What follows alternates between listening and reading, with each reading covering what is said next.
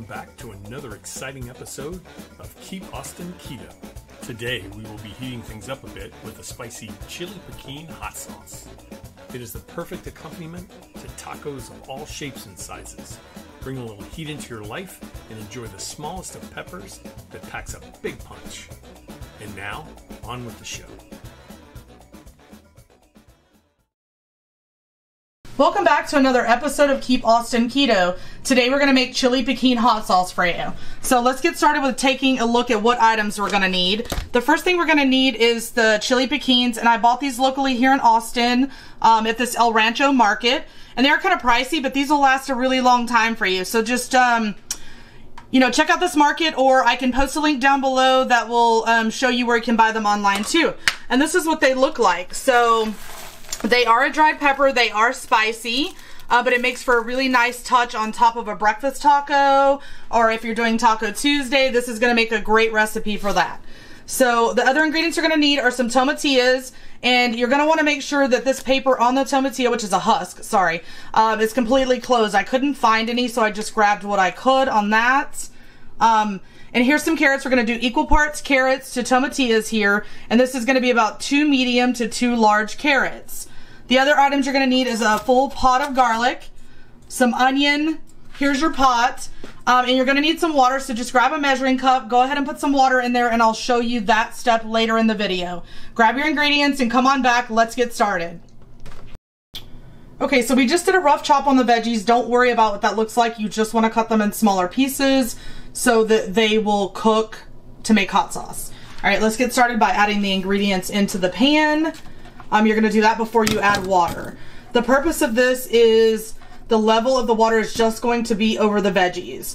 So the pan that I'm using right now is a 2-quart saucepan, and we're just going to cover this. And then we're going to turn it on medium to medium high, bring it up to a simmer.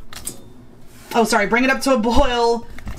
Reduce that down to a simmer for about 20 minutes. All right. We also need to add the peppers in, so let's get some Piquin Peppers in there. And this really is a personal preference. I think we're probably going to use it about a half a cup or so there to 3/4 of a cup. These are pretty spicy, so the first time you make it, you may want to just try this recipe and see how it works out for you. These are comparable to probably a Serrano, or a little bit hotter, somewhere between a Serrano and a habanero, in my opinion. So we're just gonna cover. Perfect. Okay, so that was about 2 cups of water, and we're gonna add in some sea salt. We're gonna get this turned on and bring it up to a boil really quickly. Turn it down to a simmer for 20 minutes or so, and we'll be back to get this hot sauce made and show you some other recipes that we use it on. Here's what the hot sauce should look like after it's been cooked for about 20 minutes. It has been sitting here for about an hour to cool because I don't want to put hot items into my blender. So I just wanted to show you what that looks like. I would say cool for 45 minutes to an hour. If you're okay putting it in the blender, just remember to be very careful. This is very, very hot, and all that pressure will cause it to release and possibly burn you. So be really careful. Okay, now the hot sauce has cooled, and so we're gonna go ahead and pour it into the blender so we can make a really smooth, nice hot sauce that's gonna go on top of really anything. You can do fried chicken or baked chicken, you can do tacos, wherever you like hot sauce, this is a great application. So let's get started on the blending of the hot sauce. We're gonna make it as smooth as possible, and then we're going to strain it.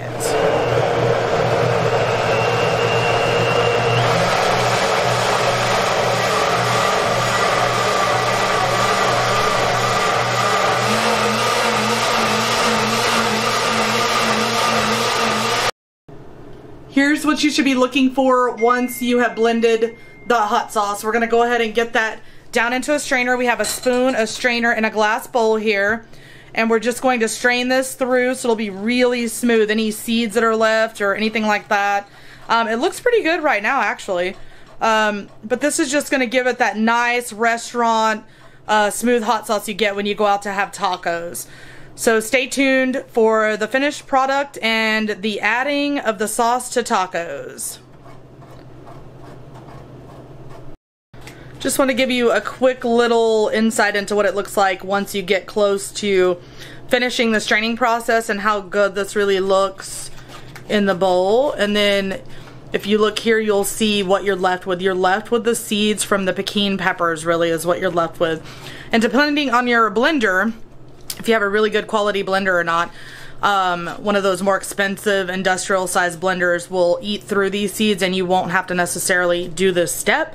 But I don't have one of those right now, so we are just straining it to get the seeds out to make it a really nice, smooth hot sauce.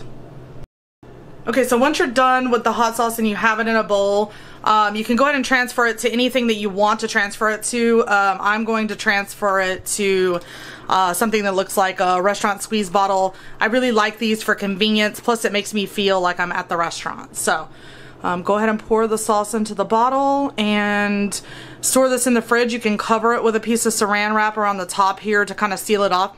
This will last in the refrigerator for quite some time. So as you can see, this made a really large batch of hot sauce. I think last time this was in the fridge, I had it for a couple of months, 2 or 3 months. It lasts a really long time. So as long as you don't leave it sitting out on the counter, you will be fine. And there you have it. We'll get the lid on that. And I'm gonna make a taco for you really quick. It's gonna be an egg and cheese taco, so we're gonna do that really quick. We'll start with some eggs on this tortilla. And this is one of those coconut flour tortillas.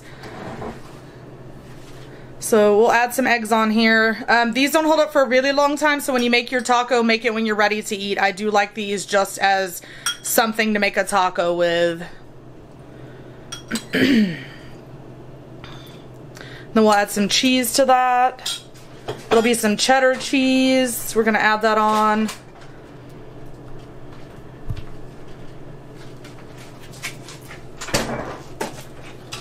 And this is really simple. You can put whatever you want on these tortillas. I just am using what I have on hand and like a lot of cheese. And then we're just gonna give, now this hot sauce is fairly spicy, so you really just wanna add it a little bit at a time until you're used to seeing what that looks like on your plate and the spiciness. Yep, that's perfect. There we go. A little bit of black pepper. And you are all set to go. A little bit of sea salt if you want to add some more sea salt to your taco. And there you have it. I mean, that's as close as you get to being at a restaurant with super clean ingredients. So, thanks for watching. Please like and subscribe to my channel. Let me know how this recipe went for you down in the comments if you made it. And let me know what else you want to see. Can I just say what's on everyone's mind? Muy fuego. Oh yes, very hot. Now, keep it spicy and join our Facebook group. And follow us on Instagram using the link shown here or by clicking the buttons below. And remember, keep Austin keto.